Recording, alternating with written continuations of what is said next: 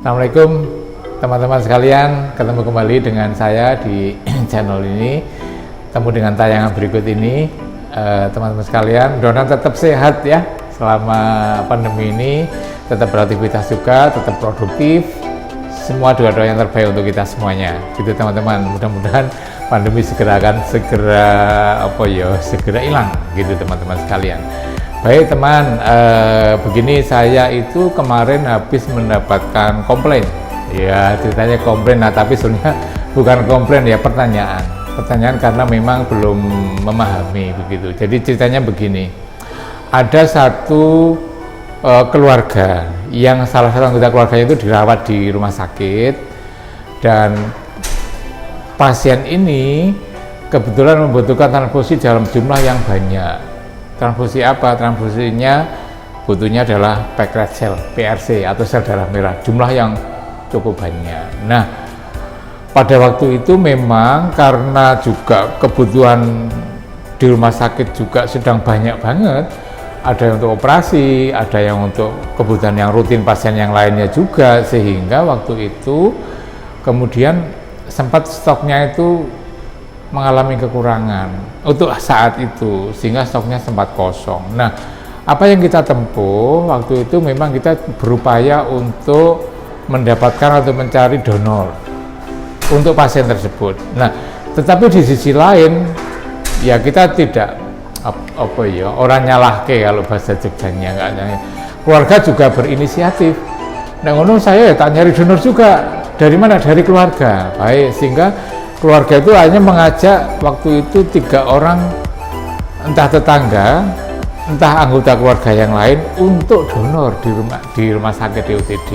Nah, kemudian dari 3 orang yang dibawa ini sudah dilakukan seleksi, dilakukan mengisi kuesioner, diperiksa kesehatannya, diperiksa HB-nya, golongan darahnya dan sebagainya lah, sesuai dengan prosedur donor yang rutin. Nah, setelah itu semuanya lolos 3 orang ini. Nah, dari 3 orang ini kemudian 3-tiganya berhasil diambil darahnya, lengkap 3-tiganya. Nah, tanpa kita ketahui ternyata memang keluarga pasien ini mungkin mengingat-ingat atau mencatat saya nomor darahnya gitu. Nah, setelah itu darahnya diproses, disimpan. Nah, pasien yang tadi kemudian karena ada stok misalnya, mereka kemudian setelah minta ada stoknya ditransfusi 1. Nah, kemudian ternyata butuh 1 lagi. Hari berikutnya butuh 1 lagi, butuh 2 lagi.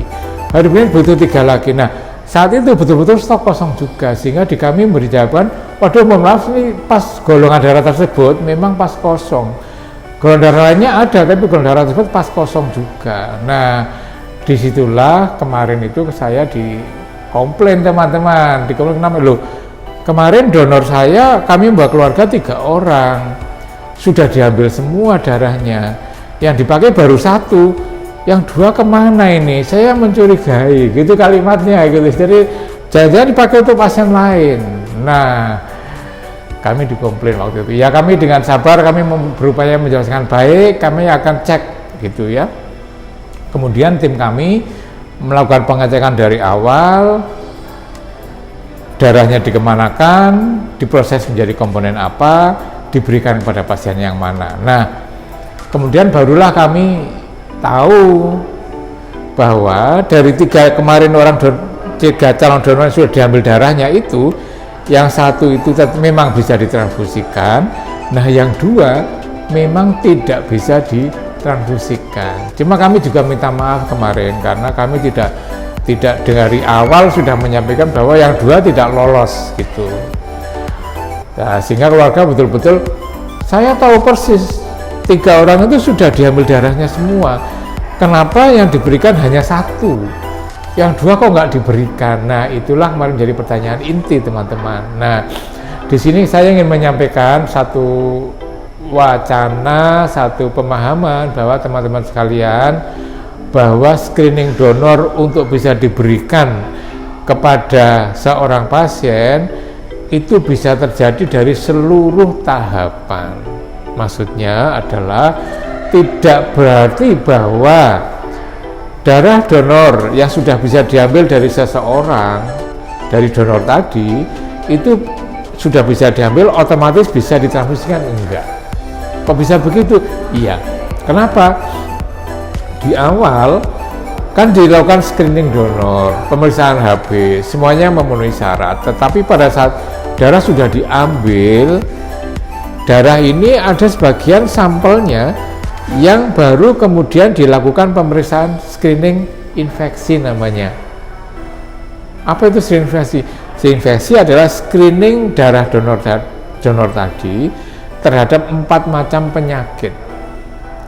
1. Penyakit HIV, 2. Penyakit hepatitis B, 3. hepatitis C, dan yang 4 adalah penyakit sifilis. Kalau misalnya 1 atau lebih dari 4 macam screening tadi hasilnya reaktif, maka darah ini tidak boleh diberikan kepada pasien. Darah ini harus segera dimusnahkan. Itu teman-teman, sehingga meskipun sudah diambil, sudah diambil darahnya, ternyata di belakang masih di screening lagi. Kalau ada salah satu dari 4 tadi atau bahkan lebih, maka harus dibuang darahnya, nggak boleh diberikan kepada pasien. Kenapa? Karena akan berisiko bagi pasien. Nah, sesuai di aturan nasional di Permenkes ya, Peraturan Menteri Kesehatan nomor 91, maka sebenarnya screening infeksi itu ada 5. Tadi kan 4 ya, HIV, hepatitis B, hepatitis C, sifilis, ada satu lagi soalnya malaria. Kok di sini tidak? Ya, malaria biasanya dilakukan untuk daerah yang endemis, daerah yang kasusnya banyak. Tapi kalau tidak, cukup minimal adalah 4 tadi. Itu teman-teman, kenapa? Ini jawaban sebenarnya ya. Kenapa donor yang sudah screening awal lolos, sudah diambil darahnya, tetapi kok nggak bisa diberikan pada pasiennya? Karena ternyata ada 1 kemarin hasil yang reaktif, yang tidak bisa diberikan. Nah, nanti kewajiban UTD ke depan, kan tidak bisa langsung memang ya, kewajiban UTD itu nantinya yang reaktif ini akan diberi informasi. Oh, ternyata darah Anda kemarin setelah kamu screening hasilnya ada yang reaktif atau positif, misalnya hepatitis B-nya atau hepatitis C-nya, sehingga nantinya bisa dicek ulang dan bisa mendapatkan penanganan atau pengobatan yang optimal. Nah, ada satu lagi teman-teman, kalau kenapa sudah diambil darahnya dari donor tadi, sudah screening infeksi hasilnya juga non reaktif atau negatif, semuanya lolos, tetapi tetap saja masih tidak bisa diberikan kepada pasien. Pada kasus apa? Kalau darahnya tidak cocok. Jadi teman-teman, kalau darah tadi udah screeningnya lolos, masih ada tahapan satu lagi. Apa itu? Tahapannya adalah pemeriksaan cocok serasi, atau nama lainnya pemeriksaan uji silang serasi. Nah, kalau hasil yang ini tetap juga ternyata tidak cocok atau tidak match atau tidak kompatibel, istilah lainnya lah, bahasa lainnya itu, maka darah ini pun tidak boleh diberikan kepada pasien. Jadi teman-teman, mohon maaf, jadi memang meskipun darah dari donor sudah bisa diambil, bukan berarti itu sudah lolos semuanya, belum. Masih ada 2 uji berat lainnya, uji penting lainnya yang dilakukan meskipun darahnya sudah diambil. Memang ada pertanyaan teman-teman, loh kenapa nggak di screening dulu, nggak di cross matching atau di uji silang serasi dulu atau uji cocok serasi dulu baru diambil? Kalau di luar negeri, di beberapa center di luar negeri, tidak semua juga luar negeri, di center luar negeri tidak semuanya, di sebagian di luar negeri itu memang dilakukan begitu, di screening dulu, lolos dulu, baru diambil darahnya. Tapi di Indonesia tidak, di Indonesia dibalik, diambil dulu, baru sambil di screening. Kalau screeningnya lolos, darah bisa diberikan, proses selanjutnya bisa transfusikan. Tapi screeningnya tidak lolos, darahnya harus dimusnahkan. Kok bisa begitu? Ya, kenapa? Karena di Indonesia kalau kita mengikuti apa yang terjadi di luar negeri, maka kita akan terlalu lama. Kenapa? Karena screening ini tidak butuh hanya waktu 1 menit, 2 menit, kita butuh bahkan beberapa sampai 2 jam. Oleh karena itu, kalau donornya harus nunggu 2 jam, rasanya donornya nggak akan mau, akan keberatan. Diambil sampel dulu ya Pak, screening dulu, nunggu berapa? 2 jam. Nanti kalau 2 jam hasilnya screeningnya lolos, baru diambil. Oh, donornya udah baru pulang. Disinilah bedanya dengan di Indonesia, sehingga di Indonesia dibuat policy, dibuat kebijakan, diambil dulu sambil screening. Screeningnya lolos, lanjut tahap berikutnya. Screeningnya tidak lolos, darahnya harus dibuang dan artinya tidak bisa diberikan kepada pasien. Saya memang kemarin juga kami minta maaf juga kepada keluarga pasien, kami belum sempat memberi info, kami belum sempat beritahukan bahwa ternyata darah yang sudah diambil tadi waktu diperiksa di dalam laboratorium di belakang hasilnya adalah reaktif. Ini yang nanti akan kami beritahukan kepada donor yang tadi supaya bisa mendapatkan tindak lanjut yang optimal. Begitu ya teman-teman sekalian, mudah-mudahan ini menambah wawasan. Oh, ternyata darah itu tidak berarti kalau sudah berhasil diambil di ruangan aftab namanya ya, ruangan pembuluh darah sudah diambil 350 mili, berarti ini pasti akan harus bisa transfusi. Belum tentu. Ada sekian persen dari jumlah yang kita ambil itu tetap tidak bisa kita transfusikan kepada pasien. Kenapa? Karena ternyata tidak lolos screening. Screening apa? Screening infeksi. Atau screening infeksinya sudah lolos tetapi tidak kompatibel, tidak cocok. Cocok apa? Cocok antara donor dan pasien. Jangan lupa bahwa ternyata meskipun golongan darahnya podo, golongan darahnya sama, AB resusnya positif misalnya, pasiennya ya AB resusnya positif, apakah masih cocok? Belum tentu. Ada banyak hal lainnya yang bisa menimbulkan ketidakcocokan.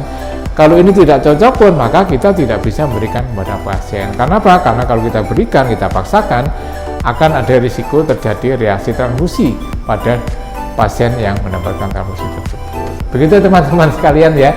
Mudah-mudahan ini menambah wawasan kita bersama. Sekali lagi mohon maaf, tapi ini penjelasan yang mudah-mudahan bisa dimengerti.